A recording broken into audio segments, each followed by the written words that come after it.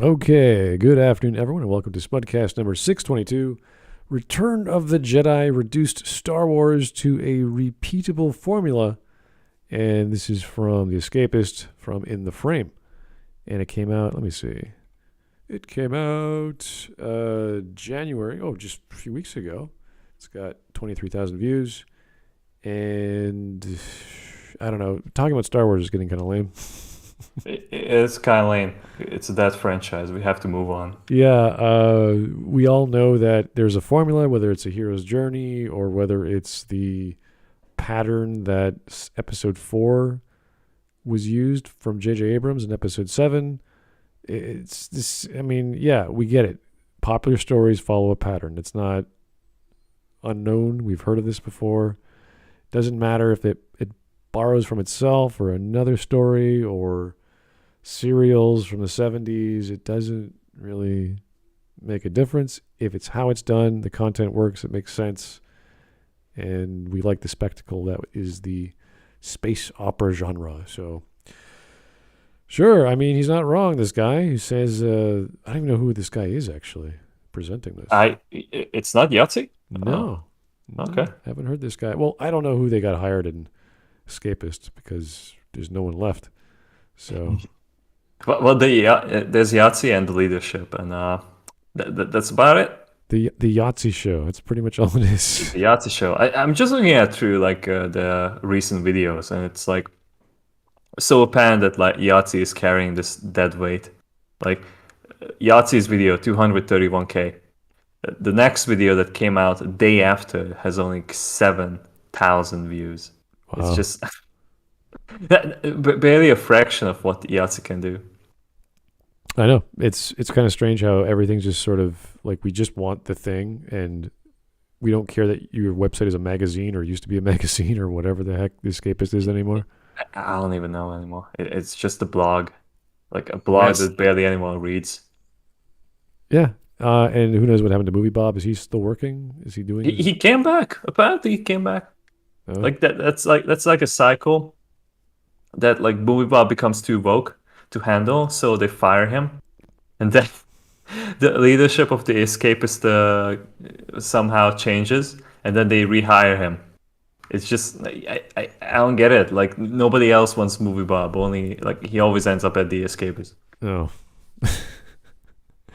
Well, whatever. I'm sure these guys are making some kind of money with their advertising and Oh, I'm not sure. whatever product they are.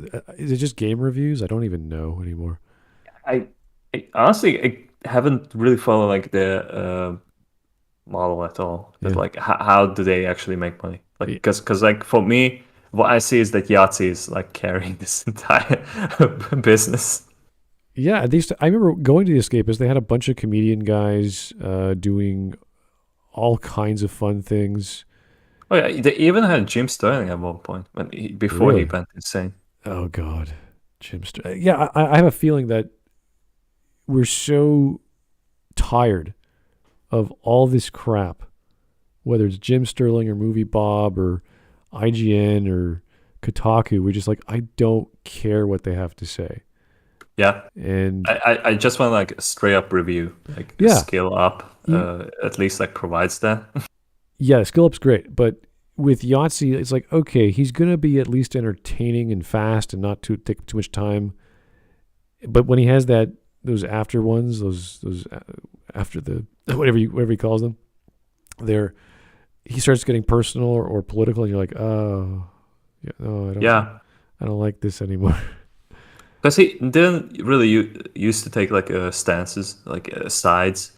He was like making fun of both sides because none of them are perfect. All right, well, let's get on with the video. I think Wisp will be popping on eventually.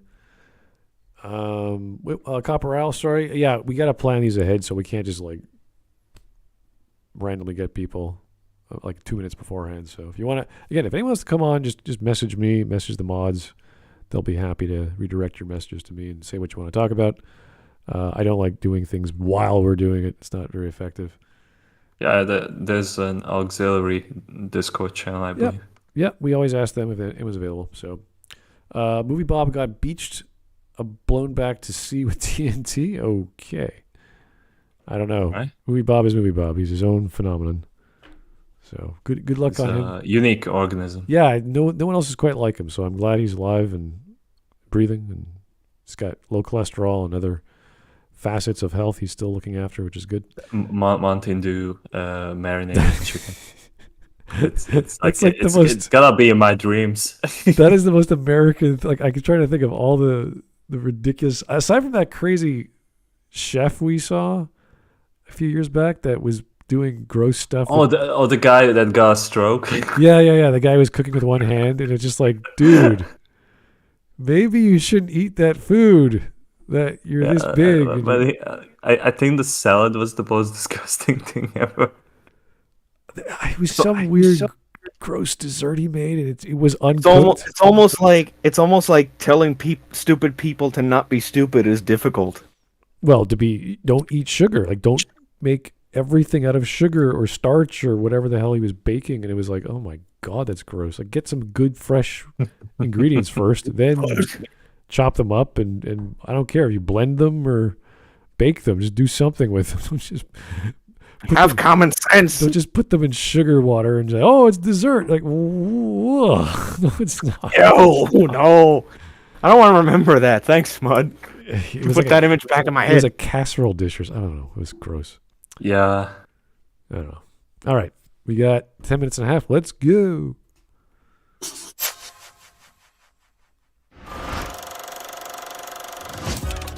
When critics discuss the history of beloved intellectual properties, they tend to fixate on milestones. These key moments are often framed in terms of the first instance of something. The first time that a particular character appears, the first time that a particular line is used, I got a bad feeling about this. the first time that a particular piece of continuity is referenced. It's the ship that made the Kessel run in less than 12 parsecs. Of course, curative fandom will then compile lists that chart the recurrence of these characters, lines, and pieces of continuity across the length and breadth of the series. This is a ship that made the Kessel run in 14 parsecs. 12! However, it's often just as important to look at the point where a particular aspect of a franchise ceases to be unique, where a particularly creative choice stops being a once-off occurrence. While the episodes and films that introduce key elements to a franchise are important, critics often overlook the importance of the installments that repeat and reiterate those same elements. After all, recurring elements only become essential to a franchise's identity through the act of repetition. When they I don't see why. I mean, we were just talking about Persona before the stream started. 3 to 4 or 5 Persona. Actually, all the Persona games start off with a bunch of kids, high school, encounter a murderous individual and a mysterious supernatural world at 12 o'clock at night, and they have to solve a crime. Like, it's the same formula. Yeah, isn't the Midnight Channel in every game at this point? They call it something different each time, but essentially it's the same idea, whether you go into the TV world or whether the 25th hour, the 13th, whatever it's called in Persona 3 is like the function of it is the same, right? The function is the same. Like, that's what I mean. Every instance of Persona is demons. You're fighting metaphysical concepts, the demon shadow realm, cells, shadow cell. Like, it's all the same, but you have to paint them demons. Yeah, and there's you're forging personas together. You're upgrading your gear or buying new gear. I think in 4 they made it with Fez as well. In 3 they made a bunch of like costumes, so it's more collectibles, and of course the social links are there. So it's pretty much the same game over and over again, and everyone loves it. So another to bring up something that on a much broader perspective is like that a lot of RPGs, almost all of them have like the chosen one thing, like Skyrim, the Dragonborn, Kingdoms of Amalur, the Fated one. Yeah. I forget the name of it there. Dragon's Dogma, the Arisen. However, it's the execution where it's in each individual game which shines. Yeah. I mentioned Dragon's Dogma before we started, and that's bit of the game. It's the same like generic chosen one plot, but what makes it unique, first of all, the dragon that's part of the cycle takes your heart, but you're still alive. Yeah, in Star Wars, it's a ragtag group of rebels fighting off a big evil empire and their big dangerous weapon, pretty much. So until we get to the prequels, and that's sort of, it's a prequel, so they do something different. But yeah, the formula's fine. Doesn't really bother me. It's the execution that matters and the details, and that's why 7, 8, and 9 are ridiculous stories. And that's why there's so many. And again, just that's why there's so many RPGs, at least like traditional Japanese JRPGs and Western RPGs. At least any that are in a medieval-ish setting that have the same general chosen one plot. But again, like you said, it's in the details. It's the execution in the details. Again, in Dragon's Dogma, you literally get your heart pulled out of you. Yeah, so when you have these lines, these patterns, they're essentially tropes at that point. But any of these lore elements which are repeated, like lightsabers and Death Stars and X-Wings, it's like, oh, okay, I know what this is. They're always just introduced in a different light. What we saw with the Clone Wars, like the proto X-Wings, or the concepts of the clone army in detail. So the A wings, B wings, Y wings, all the different wings. Right. So we expect that from a franchise. It's not like if they did like a J wing, you'd be like, what is that? Like, you could do it. You can create new lore, and as long as it follows a certain formula, like it's based off a name or a letter of the alphabet, has a certain shape, it does a certain thing. It's based off the Trinity, whether it's fast and maneuverable, slow and heavy, slow and defensive, and like high firepower, maneuverability, and defense. I can't remember. It was like you have like that triad, and like the Y wings are slow and powerful. The A wings are fast and weak. I think what was it? I believe it was the Y wings that were the bombers, or was it the B wings? Y wings were B wings were a weird combination of, like, they have a foil which pulls out, and then they're good for disabling and bombing. Very similar to Y wings actually, but they have that weird because it's Star Wars. You have to have a weird foil that folds up. And X-wings were like the YF-23s. They just do a bit of everything. Kind of versatile. Yeah. So this is how you design, I guess, fighter craft, and it follows this. If it follows that pattern, we can understand the concept of something new and why it was created. This is why when we watch Episode 8 and we see those flying fortresses, we're like, this thing is so slow. Where are the Y wings? And paper thin. First off, why? Where are they? Where's the standardized gear or equipment for bombing, which is what they're trying to do? And why are these flying fortresses so slow and designed for atmospheric bombardment as opposed to space combat? And they don't even put any effort into like even like a one-off line for why there aren't any Y-wings. It's just no, they're not here. This is like bye-bye. They could have easily have had Y-wings that were slow or defunct or something wrong with them. Like, just make it okay. We're fighting on our last legs. These things aren't perfect. They're slow. They don't maneuver very well. Like, it doesn't matter. Like, give a reason. Yeah, or it's or maybe it's like a one-off line. It's like they like the First Order found like an easy counter for the Y-wings like 8 years ago. That's why we don't use them anymore. Yeah, they just get blown out of space so very, very quickly because they know how these things work. They're just gonna gone. And they could have had the Chinese actress who was beautiful do all these maneuvers, and she's fighting. She's dog fighting. She's like she's moving systems and energy around to make sure she's still alive and the ship follows its mission. They could have all that drama. Give her more of a function. Yes, as opposed to climbing up a ladder and dropping a freaking kill switch, and you're like, okay, this is why is there drama in the ship trying to fire the main cannon, which is dropping bombs? Like, it was so dumb. All this forced drama, and Ryan just thought that was brilliant. And I'm like, okay, this is again, and just to end on this point again, replacing all of the slow bombers with Y-wings fixes the whole issue. But they didn't bother not just taking out the Y-wings and not just taking them out at all, and also again not giving a reason. Yeah. Okay. Anyway, let's see what he has to say about these patterns that he doesn't like or whatever. It used to be something that a franchise can do, and instead becomes something that a franchise does on a regular basis. This explains why Return of the Jedi is such a formative and influential Star Wars film. The Empire Strikes Back was a bold and provocative sequel for its time. It challenged the expectations of a fan base. It pushed the boundaries of what Star Wars could be. It adopted a completely different structure, it split up the cast, it took the audience to entirely different worlds. It radically rewrote the franchise's continuity. The Empire Strikes Back pushed Star Wars outwards, in bold new directions.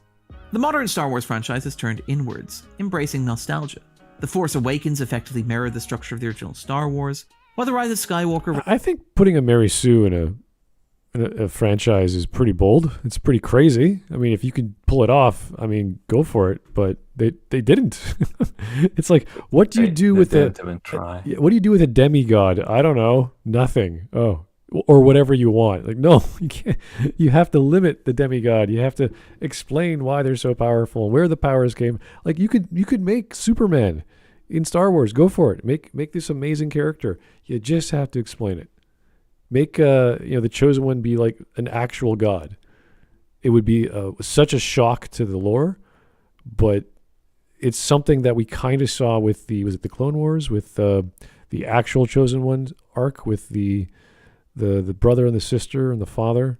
Oh, the Force thing, yeah. Which was really goofy, but it was fine. It made some sense. It wasn't this... Yeah, at least there was an explanation. I will give them that. Yeah, like to say that this person or this avatar represents the light side of the Force is crazy. It's like, you represent everything to do with the light side, really? And this is your brother who's like... all of it. Yeah, it's like, this is nuts to personify that in some sort of representation or personification. So it's like, all right, fine, whatever goofy storyline you've got going there. Was that Filoni? I can't remember who wrote that.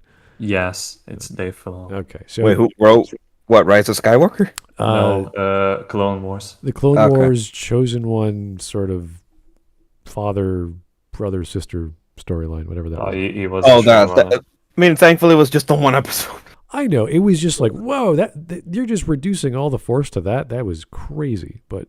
I mean, if I may say, they could have used that episode to justify Anakin's turn to the dark side later on in Revenge of the Sith. Just have that be in the back of his mind the whole way through. No, I think the movies much damage. The movies are so bad. There's already like so many retcons in that show. Yeah, compared to episode 3 is so like, oh, I'm Vader now. It's like, what? I'm gonna kill some kids now. Do it. I'm gonna kill some kids now because I said I'm gonna help this guy, and you're like, wait, you don't have to kill kids, dude. You could just do what he wants. Just say. Tell me how to save Padme. It has been a secret for many years, but I believe we can find it out together. It's like what? Dude, you tricked me. You sold me a bag of goods, you son of a bitch. I'm gonna kill you now. Oh no, I'm gonna just cry on my knees. Oh my god, I killed Samuel L. Jackson for this. It's like, are you a moron, Mr. Vader? Are you like really stupid? Do you understand how this thing works? Like, I'm gonna promise you something, and then it doesn't come, and you're like, oh well, I guess I'll just keep going then. Revenge of the Sith was just a giant prank on Anakin, so no, really? Yeah. Oh man, what was that video I remember watching? Is a minute long. This guy explains how all the titles of Star Wars are backwards. Like if we move around. Yeah, I think I saw it on Twitter. It's brilliant. It's a brilliant little clip of a guy explaining how every movie in Star Wars, like the Phantom Menace, should be episode 9, I think, because that's when the Phantom of Palpatine comes back. So it's funny. It's just hilarious shit if you actually think about it. Yeah, and like Return of the Jedi is just Last Jedi. Exactly. Oh man. Palpatine for no reason whatsoever. Even The Mandalorian has spent more time on Tatooine than the original trilogy. Oh, Tatooine. Disney have made this nostalgic pandering part of the marketing for the franchise, with the trailer for the LEGO Star Wars Holiday Special saying the quiet part loud. No, it's goofy. It's meant to be gaze goofy. Backward and obsession with the past really begins with Return of the Jedi. A large amount of the movie is directly recycled from the original Star Wars. This is obvious even from the opening shot, which features a Star Destroyer entering the frame from above. This was apparently a suggestion of director Richard Marquand. The film borrows other shots as well, including one of Luke and Leia swinging across a chasm. The opening act of Return of the Jedi once again finds R2-D2 and C-3PO wandering through the Tatooine desert. R2-D2 So carrying what? another vitally important holographic message. The closing You can't have two. This feels a lot like when there's that Mr. Plinkett video when he made the review of Force Awakens, and he's talking about that there's the Star Wars ring theory shit. Yeah, but Like there are similarities between these movies, but yeah, you got to have characters have dialogue in scenes where you see their profile. I mean, that's normal in every shot, whether it's the two droids or Luke and the droid or Han and a droid or Han and Chewie. It's like, yeah, you're going to have scenes where they talk together. yeah. Well, I always thought that this was like an obvious callback to the first movie, like Return of Jedi to The New Hope, because like Luke is returning to Tatooine where he began his journey, and then but he is much more experienced than he used to be. Like it's like there's like connection between these two scenes because they rhyme, Yeah, no, and that's what George Lucas loved so much. it's the same argument with was it Pillar of Garbage who did this? I think it was. He talked about Star Wars and some of, was it a John Ford films where they actually took scenes Oh yes, from like the same sort of perspective. It's like you could argue that he was looking at that shot and say, I want a shot like that and a scene like this. And you're like, okay, fair enough. But that's it. Like there's not like, oh, he just copied everything from the film. It's like, no, he didn't. no, like the Force Awakens, for example, is more of a blatant copy of The New Hope than Return of the Jedi is. Like completely different themes being executed altogether. All right. We're at 2.5 minutes. Not bad. scene gathered around an Ewok bonfire to celebrate their victory, with no thought of what comes next, recalling the triumphant medal ceremony at the end of the original film. That said, Chewbacca would still have to wait another 36 years for his own medal. While The Empire Strikes Back avoided any massive space battles and front-loaded its battle scenes, Return of the Jedi closes with a gigantic space dogfight, much like the original film in the series. This is where the act of codification becomes important. Why? There were no real gigantic space battles in The Empire Strikes Back, but after The Return of the Jedi, they became part of the Star Wars template. Almost every subsequent live-action film, with the notable exceptions of Revenge of the Sith and Solo, feature an epic third-act battle involving fighters and... Oh, so like there's already like 2 of those movies that don't feature that. Although like I think it's cheating because like Revenge of the Sith starts with the literal space bell. Yeah, so like you don't have to repeat it for the third act. This is not a major issue. Like what really matters to Star Wars is the philosophy of the antagonist and protagonist and what they want and how they get there. So if how they get from A to B involves a spaceship, you might have some conflict on the spaceship, which may be a spaceship battle. That's fine. It doesn't have to have that. It depends on what you want to focus on and why. And I'm sure George was like, well, we want to have a cool spaceship battle. We got this new technique to try. They're called computers. Yeah. You know. It's the final battle. Like, essentially, the Return of the Jedi should have been the end of the story. So like you gotta have the final showdown in Star Wars. It has to like have something similar to the first movie where you have like a giant space battle. Yeah, and we always... It's not even just fan service. Yeah, we talk about the second part of a story or trilogy or second act to be the part where it's a bit more self-reflective. People are allowed to question themselves, get information, have some exposition, because when we get to the third act or the third part of this trilogy, stuff has to happen. You can't just hold off and keep holding off and keep talking and keep exposing and keep ruminating. You can't just do that. You have to get to the task at hand. You have to get to the plot. So that's why we talk about the second act is where you're allowed to be a little more free with your writing and your plots and your characters. And people talk about always the second act and like video games. Oh, well, they have a trilogy. There's not too many trilogies in video games that do that. So No. And that's why we always lambast Mass Effect 2, because they just did daddy issues for everyone and didn't connect a thing logically and just, oh, we got a gun this time when we found it randomly, so everyone gets the same good gun. And okay, that makes sense, I guess. And oh, look, even the people who didn't own or can equip a gun are equipping the gun in the cutscenes at the suicide mission, because I guess we had extra ones. I don't know which lying around. Yeah. Annoying shit. Spare guns. Oh, well. Whenever 3 came out and they had all those weapon packs every 2 weeks on the multiplayer, where'd those come from? Batarians? What? They're fighting with us? That wasn't part of the story. Oh, I guess they are now. Oh, what? Oh, I love this new AI parodies going on. Like there's like some kind of like voice code that like it perfectly replicates a sample to be like a vocoder. So nice. like somebody made like a meme out of Shepard like saying that like the Batarians like I want to kill him. Like there's a 1 minute rant of him just screaming. Oh dear, I gotta check that out. Yeah. All right.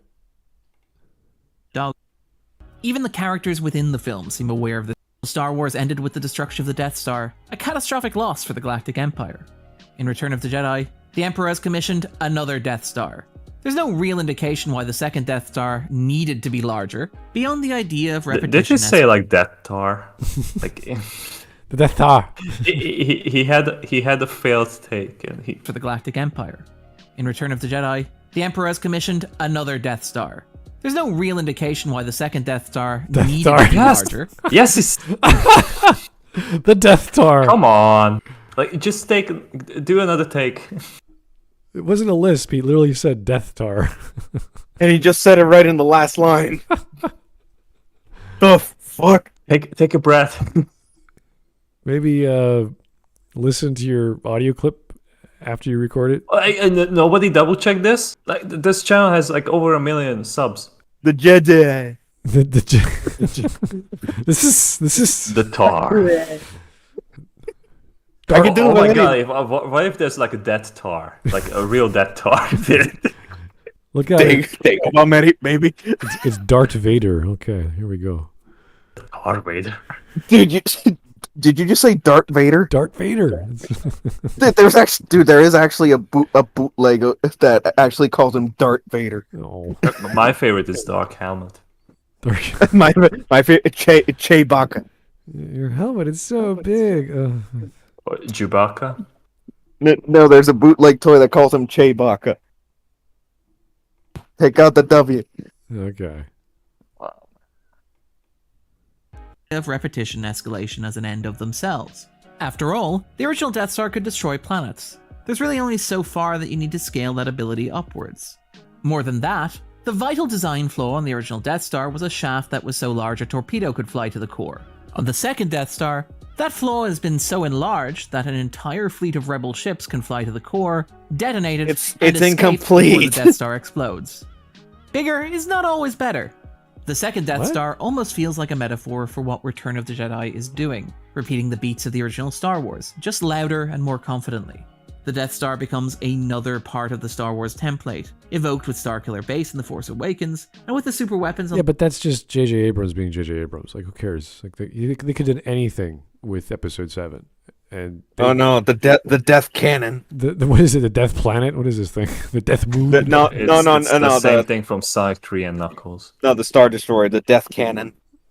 Oh. This is Episode 9. The Star Destroyers they all have the power of a Death Star. Like, that's the dumbest shit. Like, why would you even think on top of dumb, just straight up overkill. It's so annoying. Anyway. The Star Destroyer, The Rise of Skywalker. Obviously, the Death Star is part of the iconography of the original Star Wars, but Return of the Jedi demonstrates it's readily reproducible. The internal logic of Return of the Jedi is best articulated as again, but bigger, and is itself best articulated by Jabba the Hutt. Except, not literally. Early in the film, it is established that Jabba the Hutt deals with his problems by feeding them to the Rancor, effectively throwing them into a pit with a monster. When Luke kills the Rancor, Jabba decides that the logical course of action is to deal with Luke and his allies by feeding them to the Sarlacc, effectively deciding to throw them into a deeper pit with a bigger monster. Jabba clearly subscribes to the Emperor Palpatine's school of problem solution. There's a certain cynicism to Return of the Jedi. Lucas vetoed the more ambiguous endings discussed with producer Gary Kurtz and screenwriter Lawrence Kasdan that would have seen Luke Skywalker either adopting the mantle of Vader for himself or wandering off like a lone gunfighter in the style of Clint Eastwood. Instead, Lucas pushed for the path of least resistance and of most profitability.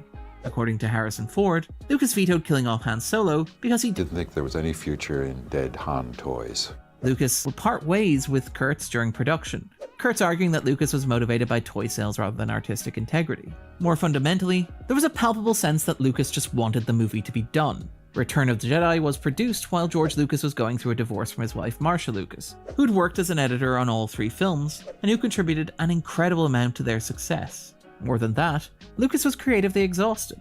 It's been 10 years. 10 years since I started this, he told Rolling Stone in 1983. What does this have anything to do with not killing off Luke or not killing off Han? Like, good for him. Who cares?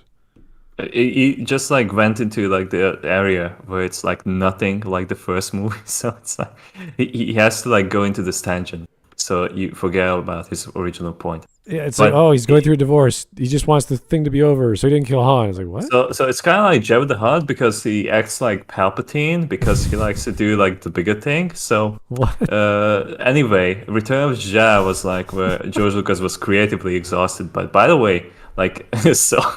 What, like Marcia Lucas was exchanged for like a bigger hole of wine?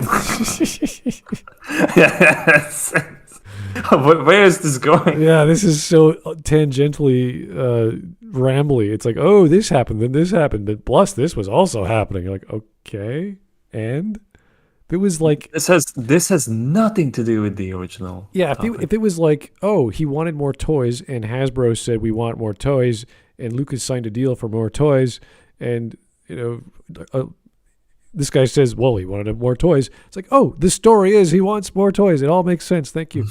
Not, oh, he's going through divorce and he's tired and blah, blah, blah. It's like, yeah, that's completely unrelated, sir. Holy hell. I think he's just like throwing history at the wall and going, well, this happened, that happened, stuff happened also. Okay. After 9/11. I guess he could be tired after 3 movies. Yeah, I bet he would be. Also, he bet it'd be a lot of money too. Like, he did lots of things.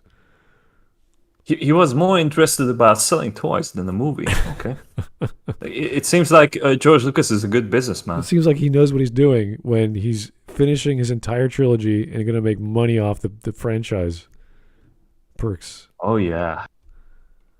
Okay. Things I always wanted to do that I never really got a chance to do. Lucas was also perhaps scarred by the experience on The Empire Strikes Back. Really? He'd taken out a massive loan to... Really? Yes, well, that's true, but like it has nothing to do with Return of the Jedi reduced Star Wars to a repeatable formula. Is this what the rest of the video is going to be? Yeah, he didn't even talk about how he wanted full rights to the sequels from... from whatever the production company was. So that was his own personal enterprise at that point. So he changed how movies are made, and he got the benefit because he put all the risks. So, yeah, he's a bit stressed out, but he bet on a winning It's kind of like, this is a phenomenon I just invented. I want to own it. Please give me the rights. Okay, great. Then he incurs all the risk. He has to take out loans. But what a sure bet that, like, oh, let's make a second Star Wars film. Of course. Of course. Sure, go ahead.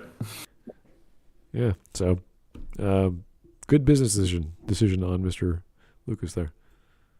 Finance the film. And the film then ran way over budget and way over schedule. This perhaps inspired Lucas in setting a much tighter production schedule for Return of the Jedi, which was 6 weeks shorter than the schedule for The Empire Strikes Back. People who worked with Lucas on the film were very explicit. This was designed to prevent budget overruns by setting a firm limit on how long the film would be in production. These constraints may also have influenced the choice of Richard Marquand as director, given that Lucas had to hire somebody who existed outside the Directors Guild of America, following arguments over the opening credits for The Empire Strikes Back. But Marquand was a director who, in his own words, liked to keep it as simple as possible. He does not like moving cameras, he does not like complicated setups, he's not a big fan of complex and involved cinematography. He doesn't like dolly. Okay. He doesn't like dolly shots? Like what does he like? Profile shots? There's no zoom-ins, just one angle, and that's okay. Shot, reverse shot. Yeah. Hey, A shot, B shot. He's so Sit down on the couch talking. yeah. Just have like a 2-minute shot of nothing moving, just people entering the scene. No motion, no panning, no zoom ins, nothing. It's like all right. Nothing. Maybe he likes those like Hong Kong films. I don't know. Bruce Lee. Well, they had panning. Take it in one shot, yeah. Yeah. As a result, Return of the Jedi looks like a more basic and straightforward film, a much less visually interesting and visually ambitious film than The Empire Strikes Back. The gap between The Empire Strikes Back and Return of the Jedi demonstrated other challenges to Lucas's possible plans for Star Wars. Although the actor would eventually return, Harrison Ford had initially suggested that he might not sign on for the third film in the franchise. This is why Han Solo ended The Empire Strikes Back encased in carbonite, in case negotiations with the actor cooled in that period. Given that Lucas had Boo. I been was considering supposed to laugh another there. 3 films, Yeah, this is like I'm glad he didn't because this is the same thing with like Tasha Yar in Star Trek. Yes. She was getting tired of her role. She didn't think she was getting enough lines. Blah blah blah. And her, Wasn't that exclusively on the manager though? Because like the manager told her that like, well, I think Star it was- Trek is not gonna like get off. I don't know what her agent said to her, but she made the decision that she didn't want to do it anymore. She had other opportunities, and her other opportunities were like these B films. That Yeah, I remember that. why like what went through your brain that you have a stable job, a contract for years working at Paramount with this hot, very well known, groundbreaking, one of the biggest names in sci-fi in the West or science fiction in the West, and she thought, well, I'm not doing much. And then we have like what's Gates McFadden, not a real name because she's a other stage producer or whatever, dancer. She also had several complaints as well, so she left the show. They brought her back. All this feminist nonsense, of course, but she had different reasons, but she still left. So Yeah. it's just like You at that point in the Next Generation, early on, it was more likely for Patrick Stewart to leave, but he didn't. yeah, and he was the hard ass. He was like the super serious stage actor from Shakespeare. We are not here to have fun. Yeah, and then after that, The infamous speech. yeah, and after the death of was it Roddenberry in season 3 or was 4? I can't remember when he died. 4. I think it was 5 because the Spock episode was dedicated to Roddenberry. Oh, you're right. Yeah, I think like Season 5. Roddenberry like stepped off from like being He stepped down like from a major Very early. on hand. Yeah, he stepped down. I think it was early on that he stepped down from like a major role on the show. yeah. that's when- season that's 1 when was Berman like took- more of his Because vision. season 1 and Yeah, 2, pretty early on. Berman took over. yeah, because season 1 and 2 were so different. Like everything was changing. The chairs, the uniforms, the plots. Some of the episodes were really bad. Some of them were wild. But after the third season, everything's just sort of okay. Now we got a formula that. Thank the Lord there was an excuse to change the uniforms. Yeah, and then we got DS9 and they changed the uniforms again, and that made them even better. So we had like the Yeah. jacket. We had the jacket style with the turtleneck and. Although late DS9 Dominion War uniforms weren't all that bad either.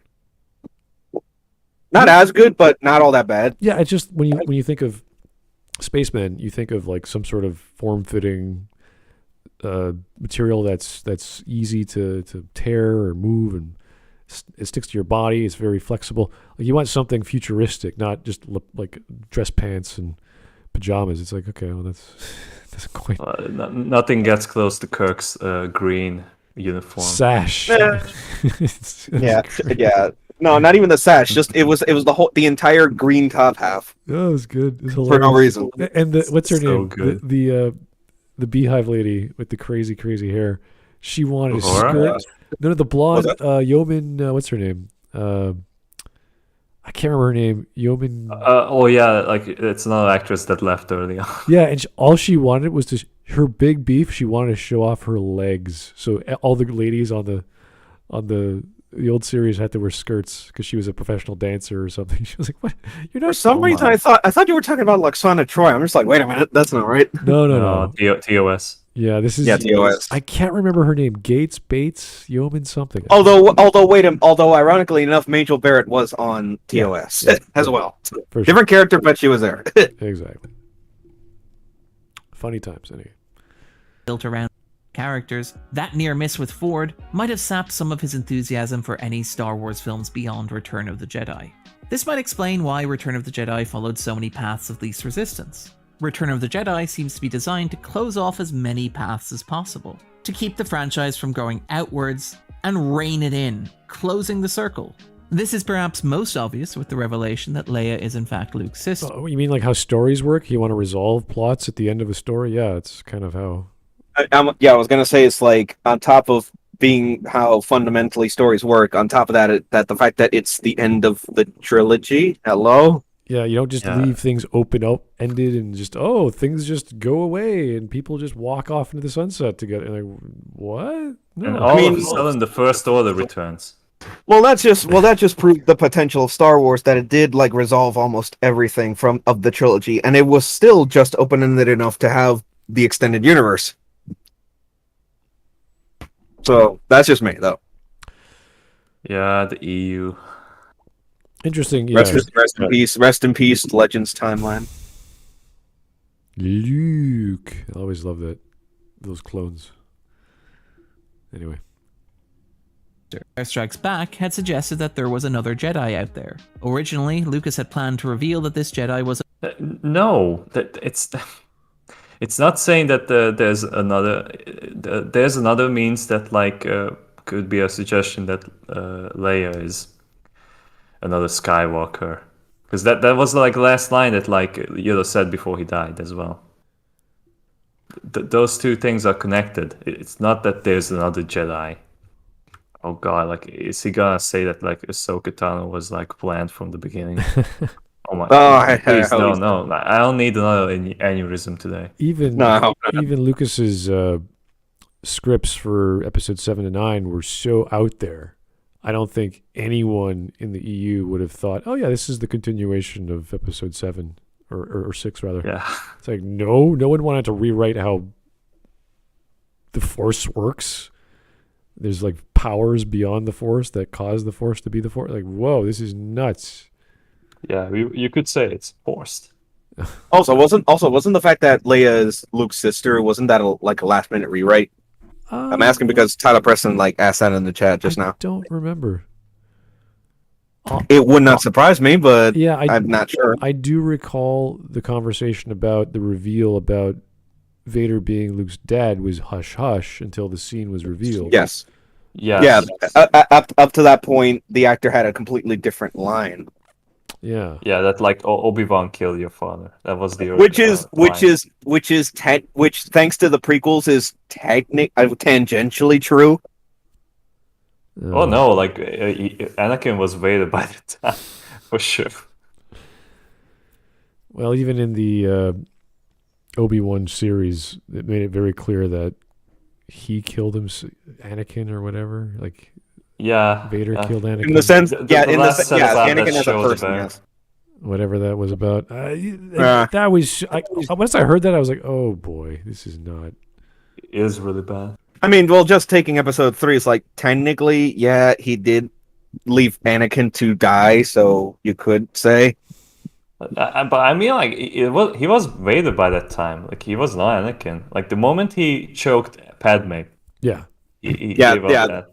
That was the point of no return for him, yeah. He lost the plot. Yeah. He lost it. His own plot, yeah, for that matter. You turned her against me? So what? What the fuck? Anyway. Most of the revelation that Leia is in fact Luke's sister.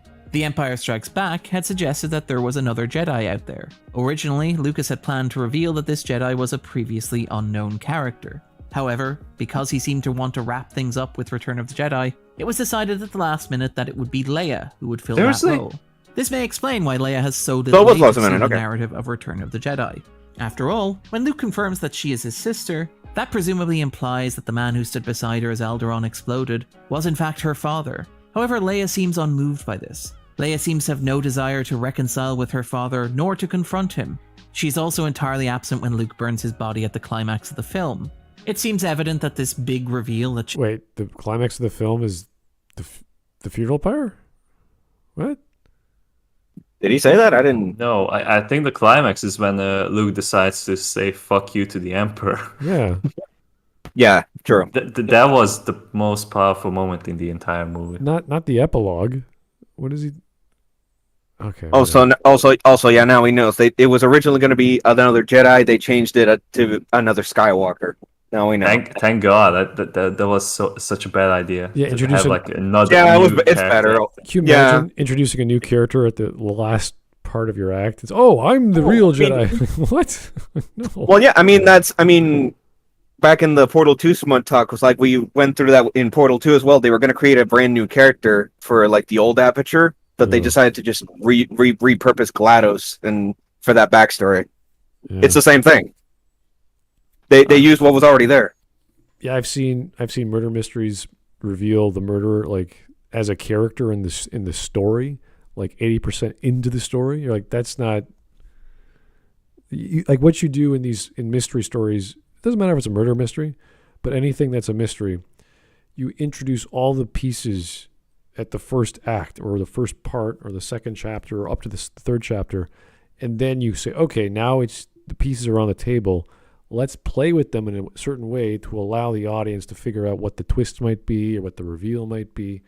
So it's not like there's foreshadowing, and the foreshadowing requires all the elements to be present, at least in the narrative, so your brain is thinking about them in some capacity, so that when you get to the reveal in chapter 12, it was always there in chapter 1 and 2 and 3 or whenever it was introduced. So that is what we talk about, foreshadowing. It's not just this blatant sign on the wall. There's the elements are there, whether it's a murder mystery or just a mystery in general. change the nature of Leia's character was a last-minute addition designed to close off a lot of potential future avenues for the series. This desire to neatly wrap everything up might explain why so much of Return of the Jedi feels like a rehash of the original Star Wars. No, it doesn't. Its production suggests a clear intention to generate what might be described as Star Wars content. Empty product with brand recognition. To be clear, there is a lot to love about Return of the Jedi, such as the slyly subversive Ewoks, who are presented as a toyetic Viet Cong, cuddly teddy bear terrorists. The film is No one likes them. You know what? It would not matter if something is so popular. They're gonna make toys and bed sheets and cereals and all kinds of random things for kids and family alike. So merchandising is it's gonna happen, whether they want it or not, because that's where they get a lot of money, and they're gonna throw even after the film. After the film was made, there's no deals. Hasbro would come at them and be like, "Hey guys, we're gonna make some toys for you. What do you think?" It's like, all right. McDonald's comes out, "Hey guys, we're gonna make some Happy Meals with some toys in them. What do you think?" Like, it's gonna happen. So whether or to be more accurate in this case, Kenner. Yeah, well, it doesn't matter because it's so popular. They're gonna want memorabilia. They're gonna want T-shirts. They're gonna want all kinds of stuff. And he could have made a bunch of elves in the forest. They would have called them the Ewoks. They had the elven Ewoks on T-shirts and outfits or costumes for Halloween or whatever. I mean, hell, out of all of the IPs Lego has licensed, Star Wars is at the very top of the list. Oh yeah, that's right. a rollicking adventure. The Battle of Endor remains one of the most impressive spectacles that the franchise has ever mounted. The characters and actors remain charismatic, and more than that, the film lets George Lucas's freak flag fly. This is a movie that expects your heart to break as you watch two Ewoks fall down. Did he say George Lucas's freak flag fly? What? Yes. What does that mean? What is a freak flag? Remain charismatic, and more than that, the film lets George Lucas's freak flag fly. This is a movie that expects. I know that's alliteration. Freak flag, okay. What is a? Does anyone know what a freak flag is? It's probably the current pride flag. I don't know. Maybe not during the 80s. The freaky flag. Okay, whatever. Your heart to break as you watch 2 Ewoks fall down, but only one of them get up. It's a movie that because an Ewok died and they show a scene where the guy's like pushing him to get up and he doesn't get up. That's a freak flag. Isn't that just tragedy?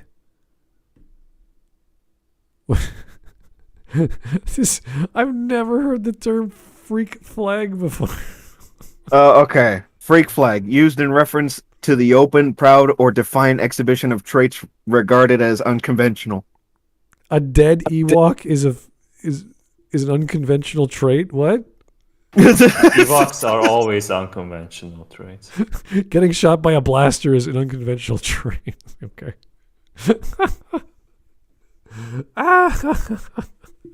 Watching a Western, seeing a guy get shot is a freak flag, guys.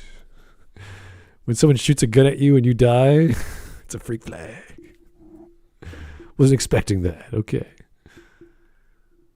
that asks you to sympathize with an anonymous Rancor keeper as he watches his only friend in the world crushed beneath the weight of a gate. It's delightfully weird and embraces the warm...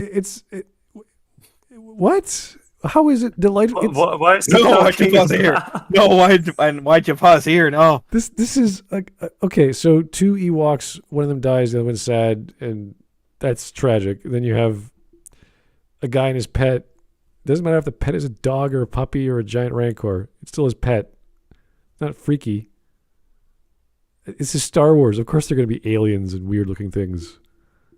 Like, do you think every puppy in the world is cute? People still cry over their dead animal friends. It's not hard to grasp. It's not some freaky thing. Like, what? Anyway. Yeah, nothing wrong with it. It's just, they're just nothing new. Yeah, it's just nothing new. This is not like, no one's like, ooh, freaky, ooh, it's gross, alien. Like, no, it's not a horror film. It's not some space age or sci-fi horror story.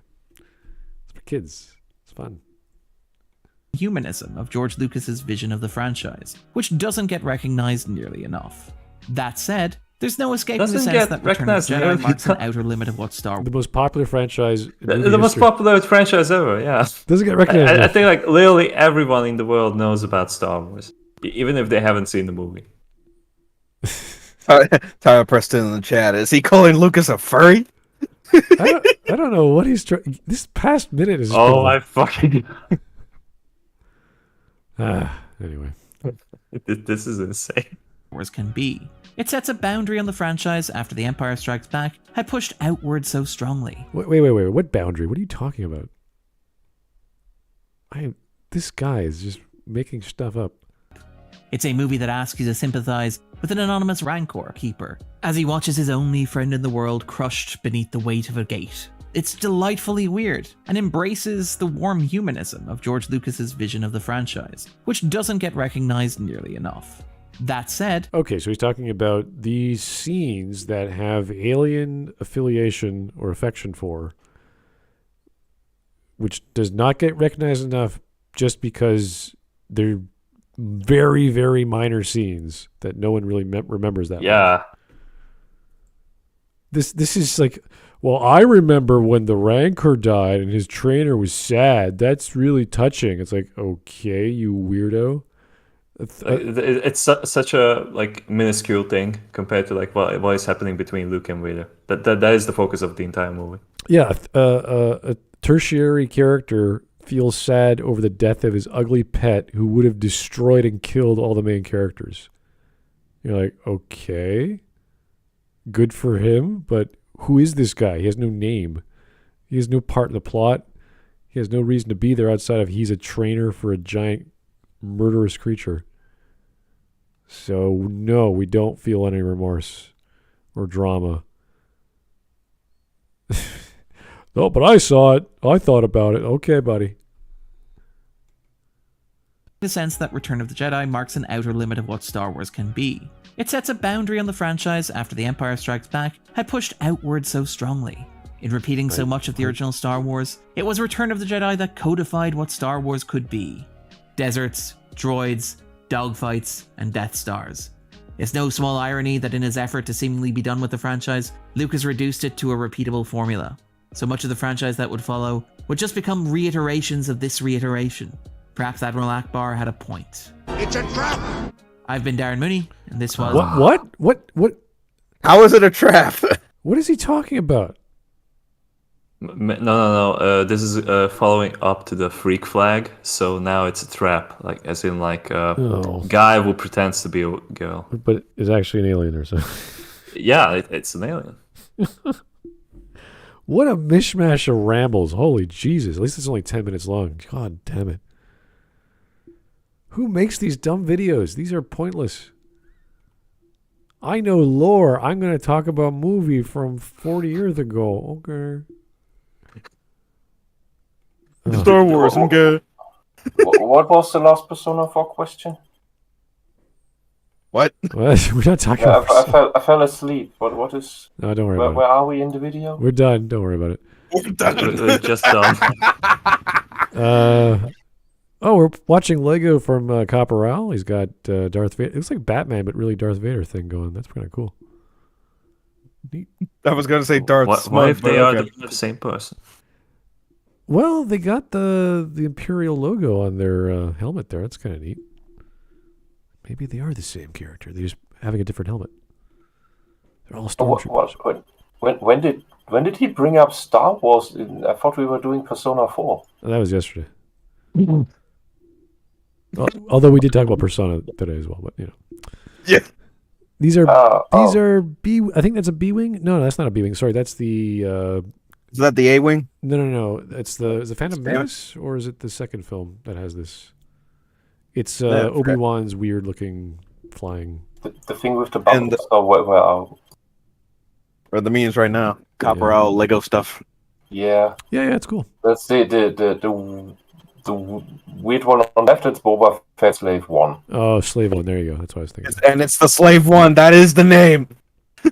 Yes. All right. I don't know what that is. It's pretty neat. Well, someone's having fun. You just posted all these crazy photos of your Legos.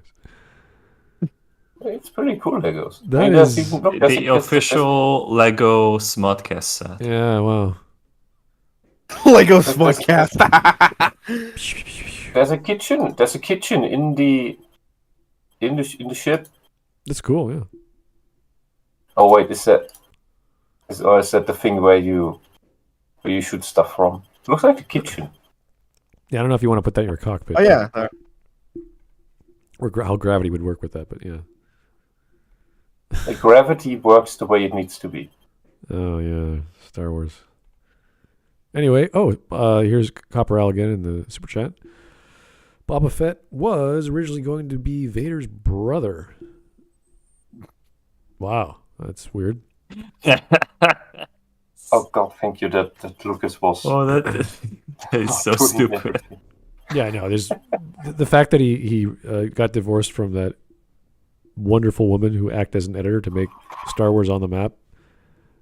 Pretty tragic. Yeah, I wish like they would have like sorted out their differences, because like if Marshall Lucas was still around for the prequels, I believe that we could have like gone like something like more palpable than Yeah, you just need ended up. someone to hold them to the fire and say, George, you're thinking. George, this is retarded. Like, start working on this. You cannot give money to artists for them to storyboard your ideas, not your plot or not your script, but your ideas. I don't know if you guys remember seeing the behind the scenes with.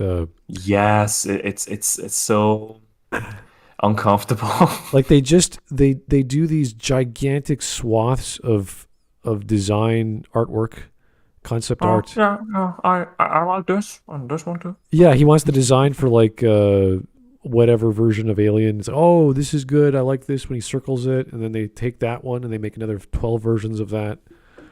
And it's just like, dude, this is how expensive that was. That was like 2 weeks of work for one artist. They're going to repeat that process, and then they're going to go to modeling, or they're going to go to makeup, or they're going to go to CGI, how to figure out how to do Jar Jar, like how to make that work. Like it's this crazy long process where I'm sure you could have just hired one dude who knows how things work visually or mechanically or whatever and say this would be cheaper to do that, but he just like threw money at the problem, and he didn't have a script working. I was like, dude, this is not. You have an outline of some kind. And the writers are like, you have like too many plot lines. There's too many characters doing too many things at once. And I know there are vast differences in quality and the types of ideas, but how comparable is what happened to the prequels to how Jodorowsky's Dune would have become had it been realized? Well, with that one, the designs were over the top, but they weren't like, 40 versions of like the Harkonnen ship or, Okay, you have the quasi-randomized process in Lucas prequels, where artists make, like, as you say, 40 designs for. Oh, we could have this alien or that character. Could be any of these 40, and then Lucas just makes his decision of I like this one. Yeah, I like that one. Whereas Jodorowsky, I can't pronounce his name.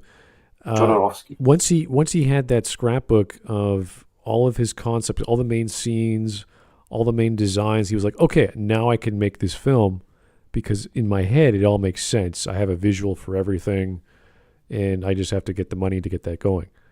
And the fact that the original Dune film even was made is the amazing thing. And that was basic. The thing that blew me away was that CGI with the shields at the start of the film when they're fighting with the daggers, and you have those polygonal like boxes around everyone's body, and like the slow blade penetrates the shield, and they're fighting with these daggers. I thought that is so high tech for like 1979 or 70s. Yeah, it was like that's incredible. Yeah, but there's one important thing you said, and that is it makes all sense in my head, and that is the artist and idea man's problem. Because I am 100% sure that in Lucas's head, the prequels made 100% sense, but the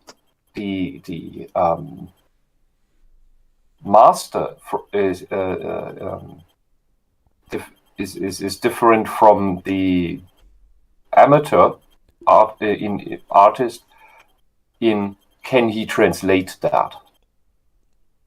And while Lucas has great ideas, he couldn't translate that into a movie. Yeah. And while Jodorowsky had absolutely fantastic ideas, absolutely fantastic people in his team to bring his ideas up, I am personally not sure that his Dune movie would have become a thing that would be watchable in the sense of does it make sense? You'd have to make a producer, like you'd have to sell the concept to a producer, and they would say, "Oh, now I can understand what you're doing. I like that. Here's some money." Whereas Lucas was like, I have all this money, I have all these resources.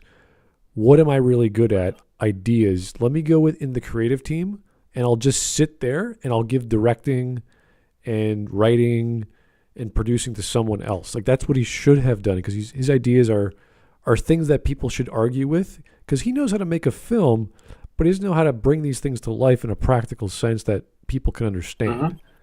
And all he had to do was let the experts figure that out for him. And you just say, well, I really want a devil man with a dual-bladed lightsaber fighting with the Jedi. He's like, okay, let's figure that out. And how does that make sense with the plot? And how does his reasoning, why he's there? Because you look at, what is his name, Darth Maul?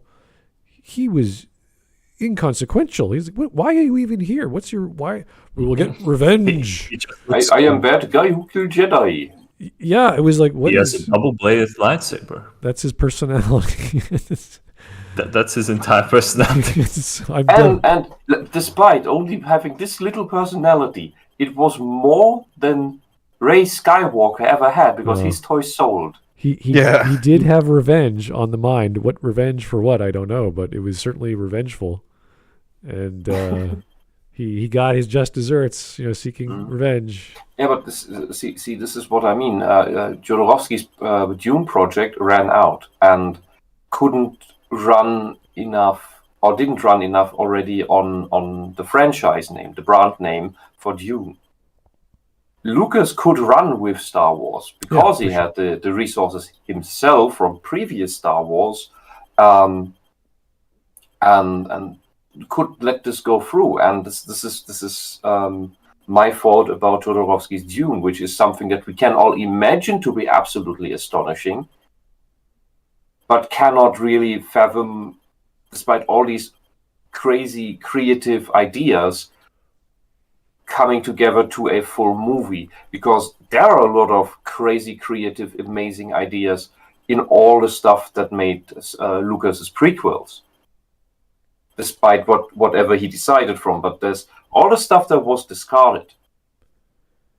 You can make a comparison, maybe not in the quality or creativity, but in the sheer amount of it, that you could probably have made several movies just from the stuff that was discarded from what was the first one? Phantom Menace? Yeah. Let's just look at how much all the discarded stuff that from Jodorowsky's Dune has basically defined Hollywood to this day. Because you see all these tons of elements from Jodorowsky's Dune project in so many movies. It's basically a treasure trove for Hollywood to make their stuff. The things that H.R. Giger made for Alien that you see in even to shortly, what was it? The Origin movie with these ancient dudes that kill themselves to fall into the river. Prometheus. Oh. Those big domes with the skull on top. When they get to the alien planet, that itself was a concept from Jodorowsky's Dune 50 years before. That was supposed that comes from a sketch for the Harkonnen temple in Dune. Oh, that was the giant mouth. Yeah, okay, I remember that. Yeah, they still to this day get inspired by the creative work of Jodorowsky's Dune. That has informed Hollywood for half a century. Because and I don't know how that would have come to a movie. The question is how much is, this is my question, how do we see a similar process with Lucas's team's products that inform Hollywood until now, at least in the Star Wars realm? Outside of ILM, that wasn't the industry standard, but it was pretty popular and important in the 90s and later, that the machine that he uses to produce movies of that style and quality with CGI and green screen has become a standard. So I would say he did a pretty decent job, not just making films, but making a pipeline that is used all throughout the industry and now has been a standard for the future of all films, which is going to get more and more computerized as now we have AI to play around with all kinds of things. But anyway, that's it, guys. That was a fun little clip. Kind of silly, actually. But we've had worse, so that didn't hurt me. It was just kind of questionable what he came up with. So, and I missed it again. Yeah, don't worry about it. It's okay. Thanks, guys, for listening. Have yourself a great evening, and we'll talk to you later. Bye-bye. May the Force be with you. Good night.